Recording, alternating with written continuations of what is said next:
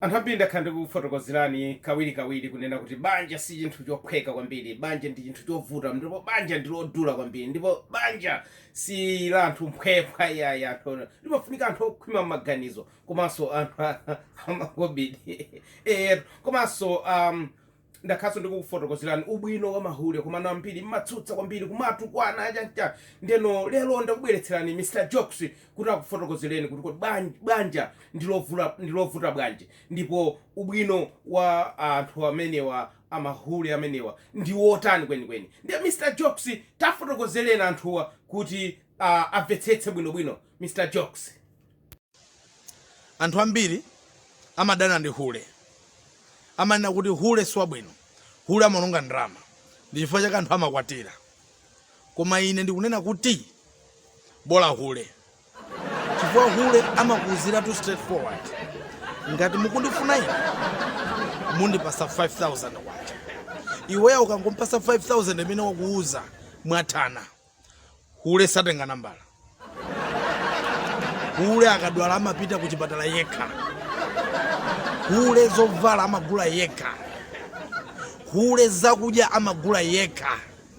Iweyo ungompasa 5,000 yo basi, ukazamufunanso ungosungira 5,000. Hule salira zambiri, ungompasa imene wakuuza yo basi mwathana. Pamene azikazi athu ammakomo waoti akuchokera pa khombo amayi yawo amene mmanena kuti ndi akhadwera bwinowa, amene wawa amayilowesa ngongole, umapanga pa ngongole imalowa finka ndi amavuta. Be ndifuna ndipite ku saluni, be anzanga ali ndiukwati ndifuna ndigwirizire, be ndadwala tu malungo, be amayi anga akudwala, be kumuzi kwathu kuli maliro, be chilichonse amakuimbira. Iwe bize kusaka ndalama kumabweza ngongole kuti chibwezi chisati. Chifukwa nkhani imakhala kuti chibwezicho ndi chapa ngongole, ukupanga pa ngongole. Ndi chifukwa chake nthawi zambiri ukafuna kumusiya mkazi wa banja amakasuma ku khoti, umakhala kuti sunamalize kupereka ngongole. Ndi chifukwa choti akhoti ngongole yakuiziwa ndamakufunsa, bambo mukufuna kuwasiya mayiwa, nyumba munamanga, ngongole tu ngongole simunamalize mukamange nyumba, komanso muzizasiya kuno ku khoti 50,000 mwezi wina uliwonse yalowa finka. Pamene hule sayimba foni, hule alibe nazo ntchito, mukangothana mwathana.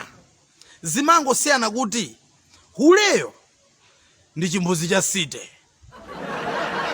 koma iye amafuna za pombopombo. Ulibeko mkazi wa ulere, mkazi aliyese amafuna ndalama.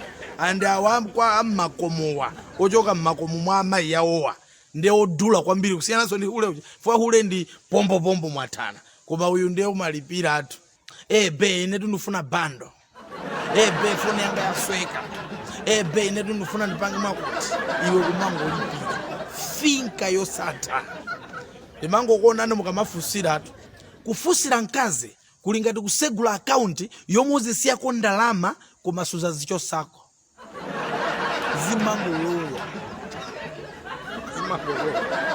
Usamale kulibe mkazi wa ulere. Ndakunyadira.